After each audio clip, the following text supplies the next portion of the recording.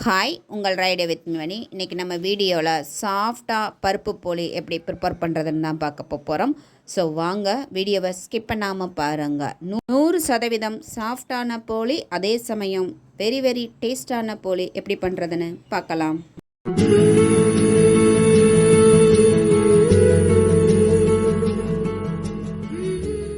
கடலைப்பருப்பு ஒரு 2 hours wash பண்ணியே ஊற வச்சுட்டேன். இப்போ அதை நான் குக்கரில் ஆட் பண்ணிவிட்டு பருப்பு மூழ்கிற அளவுக்கு மட்டும் தண்ணி விட்டு நல்லா ஒரு 3 விசில் விட்டு எடுத்துக்கிறலாம். இந்த பவுலில் தான் நாம் பருப்பு 1.5 பவுல் எடுத்தோம். இதே பவுலில் மாவும் அளந்து எடுத்துக்கிறலாம். 1.5 பவுல் அளவுக்கு கோதுமை மாவு எடுத்திருக்கேன். 1 பவுல் அளவுக்கு மைதா மாவு ஆட் பண்ணிக்கிறலாம். ஸோ அதே பவுல் எடுத்தோம் அப்படின்னா நமக்கு கரெக்டாக வரல. நீங்கள் உங்கள்கிட்ட இருக்கிற பவுலோ அல்லது டம்ளரோ அதை வச்சு எடுத்துக்கோங்க. இப்போ மாவுக்கு தேவையான உப்பு ஆட் பண்ணிக்கிறலாம். கூடவே கொஞ்சமாக மஞ்சள் தூள் ஆட் பண்ணிவிட்டு கொஞ்சமாக சுக்குத்தூள் ஆட் பண்ணிக்கிறலாம். ஆட் பண்ணிவிட்டு ஃப்ளேவருக்காக கொஞ்சமாக ஏலக்காய் தூள் ஆட் பண்ணிக்கிறலாம். ஆட் பண்ணிவிட்டு நல்லா ஒரு மிக்சிங் கொடுத்து விட்டுக்கிறலாம்.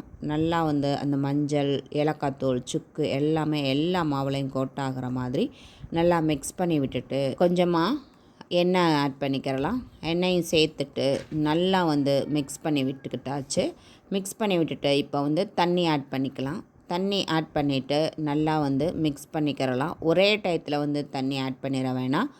கொஞ்சம் கொஞ்சமாக சேர்த்து ஆட் பண்ணி நல்லா மிக்ஸ் பண்ணிக்கிறலாம். நம்ம சப்பாத்தி மாவுக்கெல்லாம் பிணைவோம் இல்லைங்களா, அதே கன்சிஸ்டன்சிக்கு நல்லா சாஃப்டாக பிணைஞ்சாச்சு. இப்போ அதுக்கு மேலே ஒரு துணியை வச்சு மூடி வச்சிடலாம். அது அப்படியே இருக்கட்டும். பருப்பு நல்லா இந்த அளவுக்கு குழைவாக வெந்து மசிச்சு வந்துருச்சு.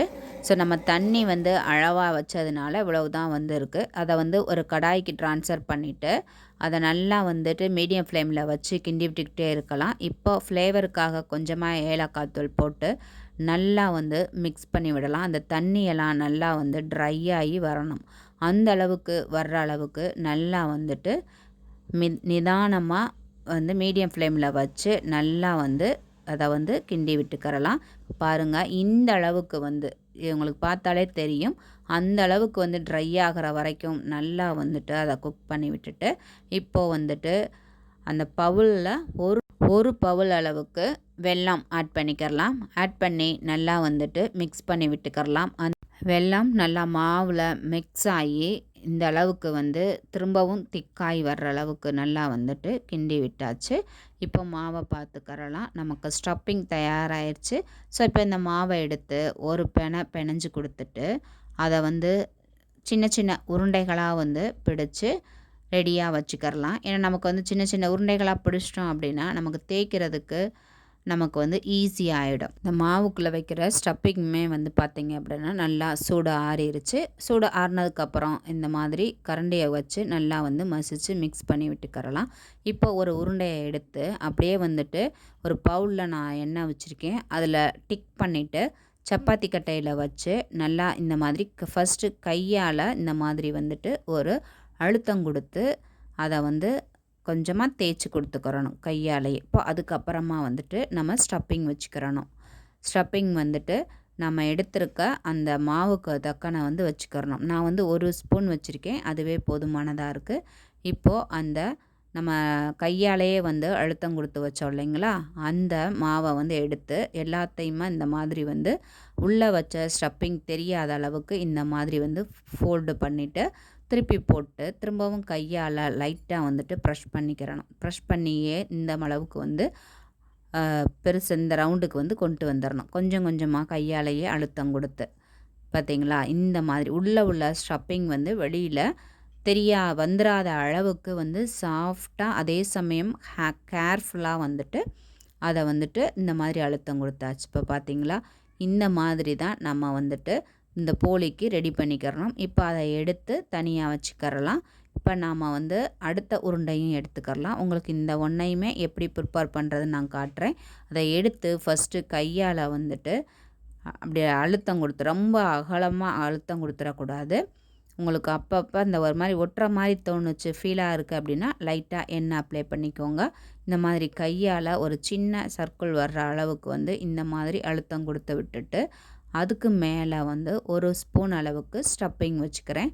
வச்சுட்டு அந்த ஸ்டப்பிங் வந்து நம்ம சென்டராக வைக்கணும்.